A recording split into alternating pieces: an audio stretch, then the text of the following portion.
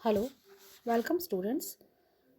Myself, Neeru Gupta, Associate Professor, Department of Chemistry, Government MS College, Bikaner. बच्चों, आप BSc part third के students अपना first paper inorganic chemistry पढ़ रहे हैं और हम अपनी फिफ्थ यूनिट में हैं जिसका सेकंड चैप्टर सिलिकॉन्स एंड फॉस्फोजीन्स हम अपनी लेक्चर सीरीज़ में पढ़ रहे हैं। और हमारा आज का टॉपिक पॉलीफॉस्फोजीन्स है क्योंकि हम सिलिकॉन्स कंप्लीट कर चुके हैं। तो आज हम अपना टॉपिक स्टार्ट करेंगे फॉस्फोजीन्स। पॉलीफॉस्फोजीन्स क्या होती हैं? फॉस्फोजीन्स फास्फोरस और नाइट्रोजन के बहुलक हैं। फास्फोरस और नाइट्रोजन दोनों ही में जो कैटनेशन होता है वो बहुत कम होता है। हम ये कह सकते हैं कि यदि फास्फोरस और नाइट्रोजन के दोनों परमाणु एक के साथ जुड़ जाएं तो पॉलीफॉस्फोजीन्स का या पॉलीमर्स का निर्माण करेंगे। इन्हें फॉस्फोनाइट्रिक कंपाउंड्स भी कहा जाता है क्योंकि ये जो इनऑर्गेनिक पॉलीमर्स हैं इनमें ऑल्टरनेट फॉस्फोरस और नाइट्रोजन जिन सब्स्टिट्यूएंट या जिन प्रतिस्थापी समूहों के साथ जुड़े होते हैं उनमें हैलोजन्स उपस्थित होती है। Their structural formula can be written as, जो हमने ये स्ट्रक्चरल फार्मूला आप देख रहे हैं ये हमने यहाँ पर लिखा है और यहाँ आर जो अल्फ़ाबेट है वो साइड ग्रुप है यानी कि पार्शियल समूह है जो फास्फोरस से जुड़ा है। It may also be written as NPR2 whole square n, जहाँ n का नंबर कुछ भी होता है। द साइड ग्रुप जो R है it may be alkyl, phenyl और halogen and each macromolecule contain about 15,000 or more repeating units linked end to end, giving its molecular weight in the range of 10 million. इस structural फार्मूले में जो R है वो alkyl या aryl या halogen हो सकती है और हर एक पॉलीमर या वृहद अणु में लगभग 15,000 या इससे ज़्यादा इकाइयाँ आपस में जुड़ी होती हैं और इसका अनुमानित जो मॉलिक्यूलर वेट है, जो अणु भार है, वो करीब करीब 10 मिलियन की रेंज में होता है। Common phosphazenes exist as cyclic trimer और टेट्रामर और लीनियर पॉलीमर एज। फॉस्फोजीन्स एक त्रिलक के रूप में, एक चतुष्लक के रूप में और एक रेखीय बहुलक के रूप में उपस्थित हो सकते हैं। यहाँ हम ABC ए स्ट्रक्चर साइक्लिक ट्राइमर की यानी कि चक्रीय त्रिलक की है जिसे हम NPR2 3 से रिप्रेजेंट करते हैं।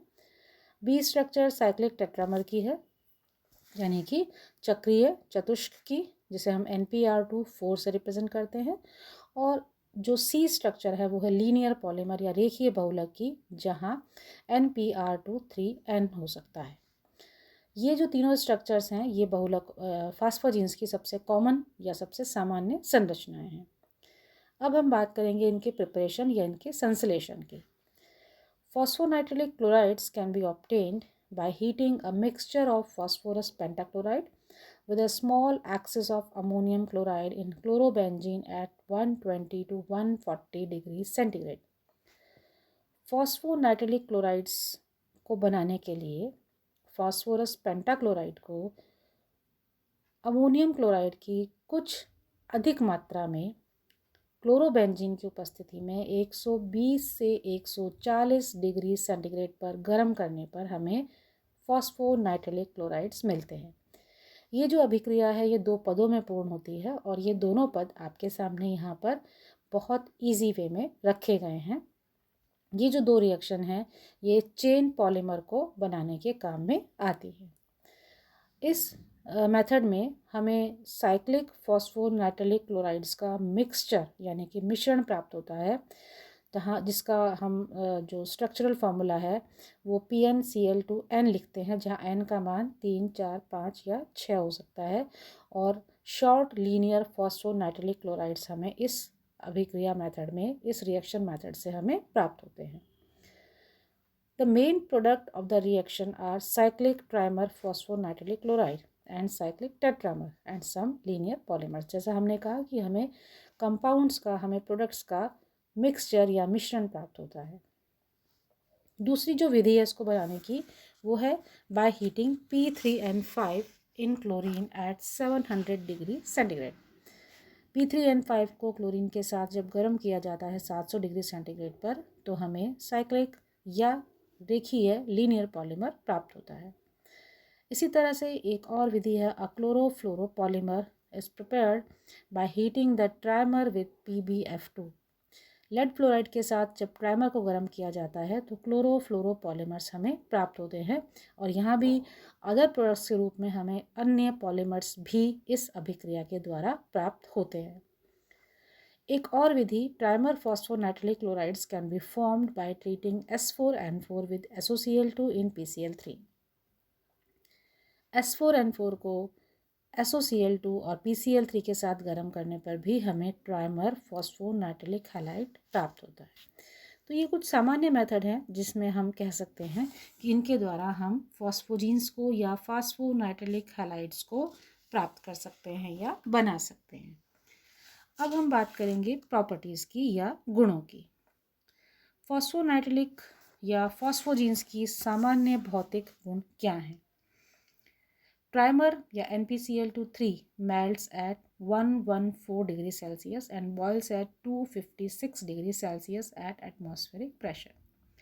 जो त्रिलक है, या हम इसे यूँ कह सकते हैं कि जो ओपन चेन या साइक्लिक दोनों तरह के जो फॉस्फोजीन्स हैं उनमें, क्योंकि चक्रीय यौगिक या साइक्लिक कंपाउंड्स ज़्यादा स्थायी होते हैं और उसमें भी त्रिलक और चतुष्क ये दोनों ज़्यादा स्थायी होते हैं, तो हम इन्हीं दोनों यौगिकों की प्रॉपर्टीज़ के बारे में बात करेंगे, जिसमें हमने पहले बात की है चक्रीय त्रिलक की, जिसका गलनांक 114 है और उसका क्वथनांक 256 वायुमंडलीय दाब पर होता है।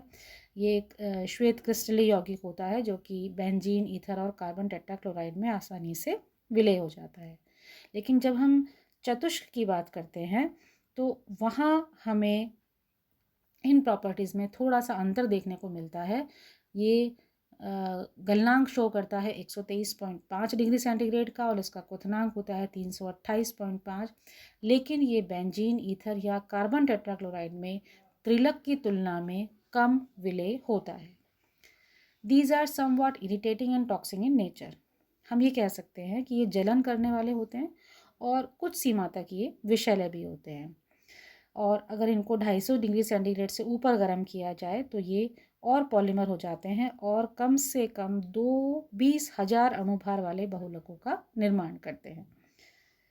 350 डिग्री सेंटीग्रेड पर और अधिक गर्म किया जाए तो ये वापस से टूट जाते हैं, और ये जो दोनों ही अभिक्रियाएं हैं, पॉलीमराइजेशन और डीपॉलीमराइजेशन, ये ऑक्सीजन की उपस्थिति में होती है, और जैसे जैसे पॉलीमराइजेशन बढ़ता है इनकी विलेयता कम होती चली जाती है। When the solutions are allowed to stand, the polymer get cross-linked and slowly gel formation takes place। यदि इनके सॉल्यूशंस को रख दिया जाए तो ये पॉलीमर्स क्रॉस लिंक या कि जालनुमा संरचना बना लेते हैं और धीरे धीरे इनमें जेल का निर्माण होने लगता है। अब हम इनकी कुछ रासायनिक गुणों की बात करते हैं, जिसमें पहला है एक्शन ऑफ हीट, यानी कि ऊष्मा का प्रभाव। All these compounds when heated to about 300 degree centigrade are converted to an elastic polymer product। जैसा हमने अभी बात की कि 300 डिग्री सेंटीग्रेड या इससे ऊपर गर्म करने पर ये सभी कंपाउंड्स, ये सभी यौगिक एक इलास्टिक प्रोडक्ट में बदल जाते हैं जो कि रबर जैसा होता है। लेकिन इन इलास्टोमर्स की एप्लीकेबिलिटी या इनकी उपयोगिता बहुत कम है, क्योंकि इनमें जो क्लोरीन एटम उपस्थित होता है वो काफ़ी रासायनिक रूप से काफ़ी ज़्यादा क्रियाशील होता है। Second, action of acids and alkalis, यानी कि इन पे अम्लों और क्षारों का क्या प्रभाव होता है। They are resistant to the action of acid and alkalis even when boiled. अम्लों या एल्कली यानी कि क्षारों के साथ उबालने पर या बॉयल करने पर भी ये उनके प्रति स्थायी होते हैं। Then reactivity of chlorine atom, these are less reactive than normal acid chlorides, and the ring in the compound survive the replacement of chlorine by other electromagnetic substituent। Ring या वलय इनकी स्थायी होती है, लेकिन इनके क्लोरीन की चूँकि क्रियाशीलता ज़्यादा होती है तो क्लोरीन अलग अलग यौगिकों के साथ अभिक्रिया कर लेता है और प्रतिस्थापित हो जाता है, और इसकी इन अभिक्रियाओं को नाभिक स्नेही प्रतिस्थापन अभिक्रियाएं भी कहते हैं। When they reacts with ammonia, primary or secondary amines, halogen atoms are replaced and derivatives are formed. यदि ये कंपाउंड्स अमोनिया या प्राथमिक और द्वितीयक अमीनों के साथ अभिक्रिया करते हैं तो जो इनका हैलोजन है वो रिप्लेस हो जाता है, यानी कि प्रतिस्थापित हो जाता है, और हमें व्युत्पन्न प्राप्त होते हैं।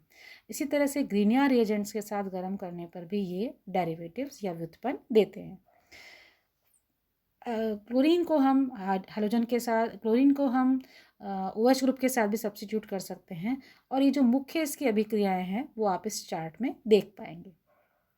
एक साइक्लिक टेट्रामर है जो एक पॉलीमर में बदला, और ये पॉलीमर क्लोरीन ग्रुप को अलग अलग रूप से प्रतिस्थापित कर सकता है by organic group R2, by organic यानी कि मिक्स्ड सब्स्टिट्यूएंट पॉलीमर्स में भी बदल जाता है।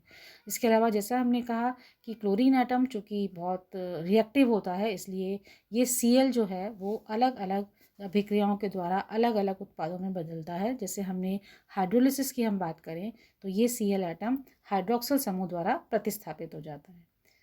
Hydrolysis of trimer is slow because it is not wetted with water.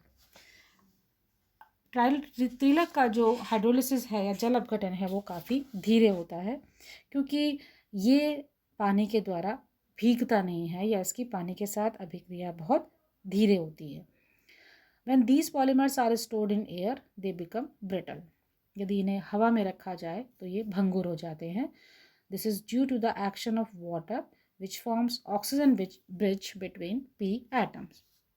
और इसका मुख्य कारण है कि जब ये हवा में इन्हें खुला रखा जाता है तो इनके फॉस्फोरस एटम्स के बीच में एक ऑक्सीजन का ब्रिज या एक सेतु बन जाता है, और इस कारण से ये ब्रिडल हो जाते हैं, इनका बहुलकीय संरचना भंगुर में बदल जाती है।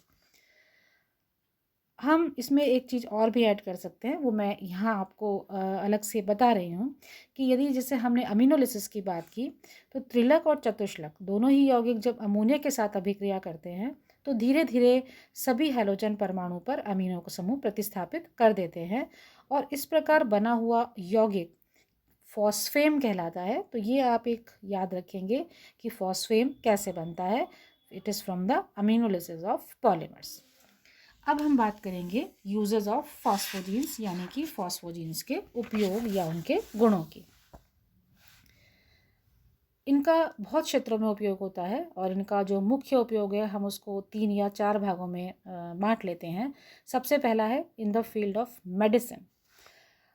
पॉलीअमीनो फॉस्फोजीन्स जो होते हैं वो उनकी जो बहुत थिन लेयर्स होती हैं, उनकी जो पतली फिल्म्स होती हैं, उनका उपयोग हॉस्पिटल्स में किया जाता है, और हॉस्पिटल्स में उन रोगियों के ऊपर इनका उपयोग करते हैं जो या तो बर्न केसेस होते हैं या उनके जो घाव हैं, जो वुंड्स हैं, वो बहुत ज़्यादा गहरे होते हैं, क्योंकि इस पतली परत से ढकने से शरीर का जो फ्लूइड है वो बाहर नहीं आता, और बाहर के जो जर्म्स हैं वो बॉडी में प्रवेश नहीं कर पाते, इसलिए ये वहाँ पर काफ़ी इफ़ेक्टिव होते हैं।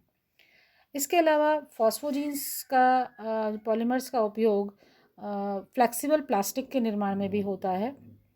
ये रिजिड भी होते हैं, कम ताप पर इनकी इलास्टिसिटी बनी रहती है, इसलिए इनका उपयोग ईंधन हौज यानी कि फ्यूल हौजेस में या गास्केट्स बनाने में किया जाता है। और क्योंकि ये कम ताप पर इनकी इलास्टिसिटी बनी रहती है, लेकिन सामान्य जो रबड़ होती है वो कम ताप पर कठोर हो जाती है, तो इसलिए इनका इलास्टिसिटी फैक्टर बहुत इम्पॉर्टेंट होने के कारण ये फ्लेक्सिबल प्लास्टिक के रूप में काम आते हैं। इनका एक बहुत मुख्य उपयोग ये भी है कि क्योंकि इनकी मॉलिक्यूलर वेट बहुत ज़्यादा होती है, इसलिए रिजिड प्लास्टिक या फोम या रेशों के रूप में भी इनका प्रयोग होता है। ये वाटरप्रूफ होते हैं क्योंकि जल से ये नहीं भीगते, ये फायर प्रूफ होते हैं क्योंकि आग से भी ये प्रभावित नहीं होते। इसके अलावा ये पेट्रोल, तेल और अन्य विलायकों से भी प्रभावित नहीं होते, और इन्हीं सब स्पेसिफिक प्रॉपर्टीज़ के कारण इन पॉलीमर्स को हम कई उद्योगों में, कई इंडस्ट्रीज़ में काम में लेते हैं। इसके अलावा फॉस्फोजिन्स के 2 और छोटे छोटे उपयोगों की मैं आपको यहाँ पर एक इंट्रोडक्शन दे देती हूँ कि इनके जो फ्लोरो डेरिवेटिव्स होते हैं वो बहुत सॉफ्ट होते हैं, तो इसलिए उनके रेशे बनाकर उनसे सॉफ्ट टॉयज़ भी बनाए जाते हैं, जो कि बच्चे, जिनसे हम जानते हैं कि आजकल काफ़ी पसंद करते हैं।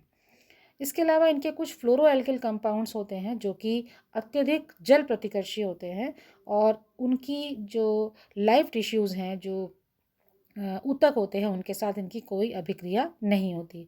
तो इसलिए बहुत सारे आर्टिफिशियल ऑर्गन्स बनाने में भी इनको काम में लिया जाता है।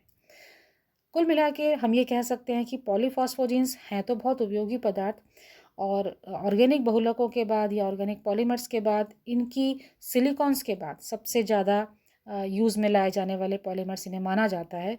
लेकिन चूँकि ये बहुत कॉस्टली होते हैं, बहुत महंगे होते हैं, इसलिए इनका उपयोग बहुत सामान्य तौर पर नहीं किया जा सकता।